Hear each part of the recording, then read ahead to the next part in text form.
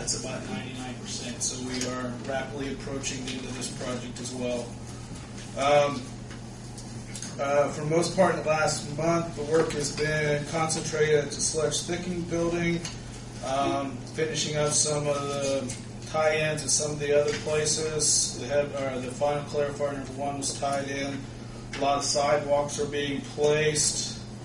At this point in time, all the processes, and Jeff, correct me if I'm wrong, are back in service with the exception of your sludge thickening. He's not listening, but I believe that the rotodrum thickener is the only process that isn't back online at this point in time. There are some operational issues we're working through at the belt press, as well as we've got an issue that's coming up at the VLR on some motor failures we're working on trying to get resolved as well. Contractor plans to pave the week of November 9th, so I guess that's next week. And we're developing a punch list as we speak. It's anticipated that we'll have substantial completion documents, change order to you at your December meeting as well. So I will try to get those to you in advance of the next meeting as well.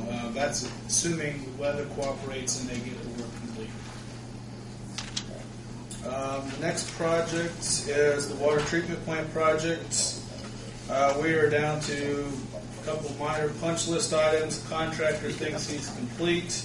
We had hoped to have final completion papers and final change order to the water board at their November meeting. However, discussing tonight with Rick, there's still a few things that's not working quite right, so that may slide them as well. The last project, excuse my typing skills, that's at the bottom of the page into the next one there, is on the Flat Rock water main. During last month, we made several minor changes to the water main routes. Andy Sholey has been working on the route survey. That has been completed. That has been recorded. With the route survey being recorded, now the easement descriptions can be written from that. Hopefully they are being done. We can get those very quickly. The route survey is the key. Once that's done, writing the descriptions shouldn't take much time. But I have not heard anything from Andy this week on where that stands. I don't know if Tim has or Rick has anything else to add to that. Rick, pretty good on the raw water line, aren't we? I mean, as far as making the presentation to the property owners. Yeah, I got the route survey right here that's been recorded at the courthouse. I did have a conference call with Tim. We tried to get Andy on the phone. I did not get a return call, did you? No. So maybe he was out for the rest of the afternoon. But I'll find out where we stand on him writing the easements and legal descriptions and get back with Tim. Yeah, I don't want to speak for Andy, but I think I agree with Darren that they have the route survey done.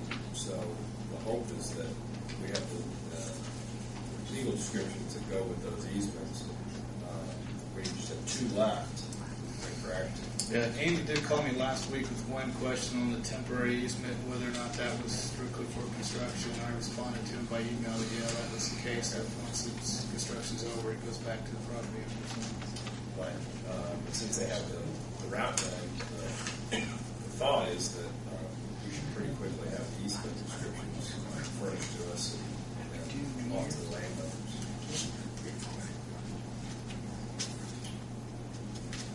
I don't have anything else unless the board's got any questions. Thank you, Darren. Thank you. One last thing, when there's issues, Chief Eaton, what can I believe?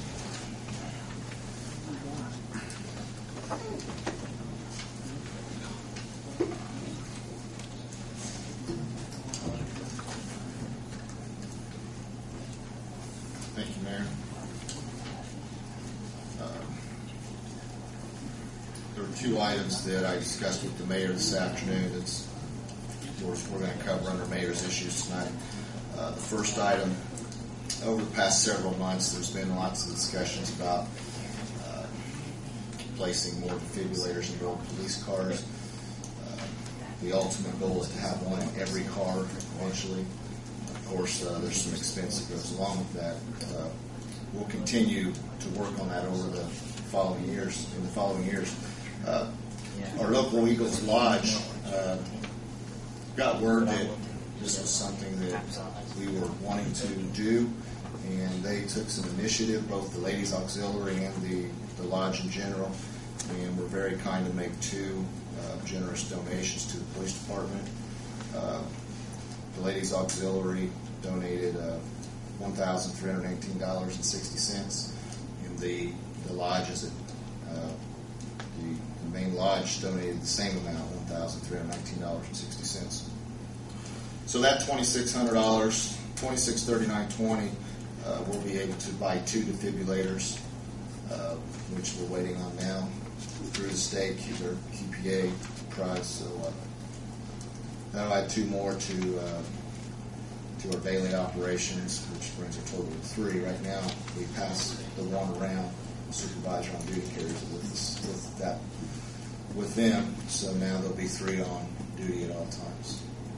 So the Eagles were kind enough to make that contribution, and that'll get us 2 defibrillators. Any questions on that? The second item.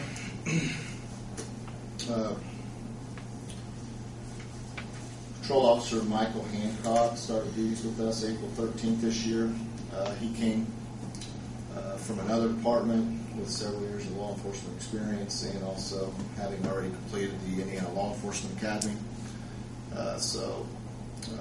Officer Hancock completed all of our local training requirements, our field training officer program, very quickly. Has done an outstanding job and has proved to be a valuable member to the police department.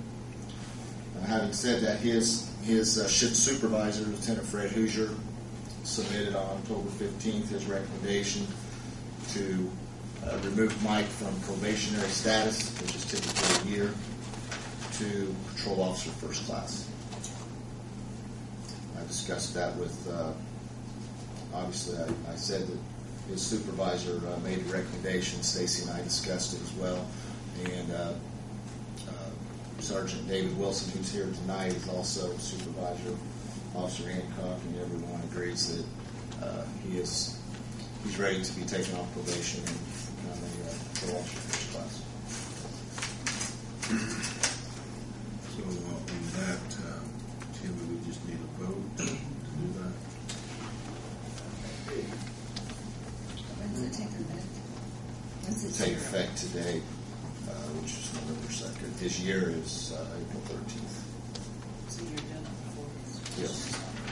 Which has been done in the past several times when we hired people that's already has law enforcement experience and completed the Indiana Law Enforcement Academy. On several occasions over the past years, they've been taken off probation early. So we need to do that as a resolution. Have we acted on it? Garrett or Brian did No, you know.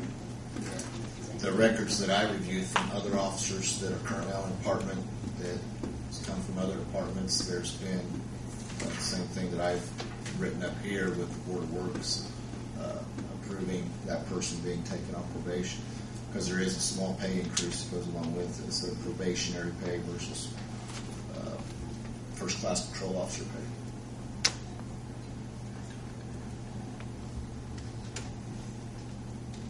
Is there anything in your personnel policy regarding to, I know you did it in the past, I'm just trying to If they can be off probation.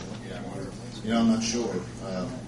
I know we can't extend it by state law. It's 1 year period. You either keep them or they're gone. So in writing, I don't know, Tim. Yeah, I mean, I think the Board of Public Safety has the ability to remove someone from probationary status. This has been over 7 months now since he's It'll be been 7 months this month. And normally you have about 4 months at the academy. So under normal situations, you'd be there at this time anyway. And I'm fine with that. I just didn't think we moved someone on probation. It'd be assumed when you approve the position. Probation. The other two